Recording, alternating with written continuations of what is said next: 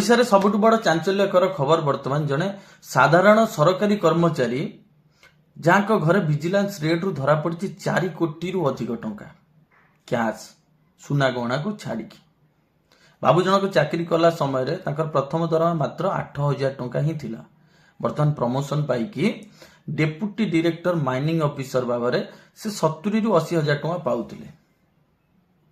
बाबू जनक धरा पड़गले केमिति ना जड़े कोल व्यवसायी जे थिले माइनिंग रे सी लाइसेंस प्राप्त थिले किंतु सी लांच आकार रे 30,000 टंका नहीं से 30,000 टंका को बेस करिकी माइनिंग ऑफिसर को विजिलेंस रेड घरे करिछि।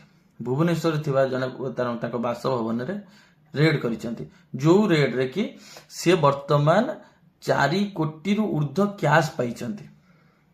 देखंतु एठी जिनसटी होउची करप्शन टा केमिति चली करप्शन टा को लेवल ले चली जड़े 70 रु 80,000 टंका पाउथुवा दरमा गोटे कर्मचारी जीवन काल केते टंका कमेइबो जायकि 4 कोटी टंका रे पहुंचीबो। तो ए सब जिनस हबार रिजन खाली सरकारी कर्मचारी नथि आम भलिया किछि साधारण लोक मध्य कहीं तांको करप्शन करिया पई प्रोत्साहन दउथुबा बा करप्शन पई जोटा कहउचंती जो पैसाटा दउची किए से आम भलिया किछि साधारण लोक दउचंती। जदि से कर्मचारी जनक जे सरकारी कर्मचारी अछंती दोषी ताले जे करप्शन करूथिले बा पैसा देकी किछि करप्ट काम करूथिले ताले सी भी दोषी। सेठी तदंत करा जाऊ कि ए पैसा कोठु आसीची जोठु भी आसीथिबो से लोकन को भी सब धरा जाऊ से को आकार रे पैसा कमई चांती जने लोक पाखुर जदि 4 कोटी टंका बाहरची ताले से गोटे मासरे केते टंका कमौथिबे।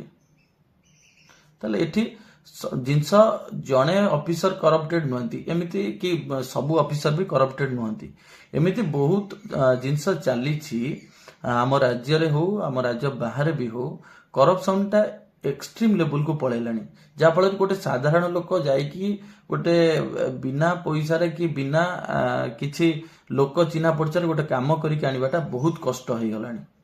सरकार को आ ऊपर ध्यान दबा निहाती दरकार।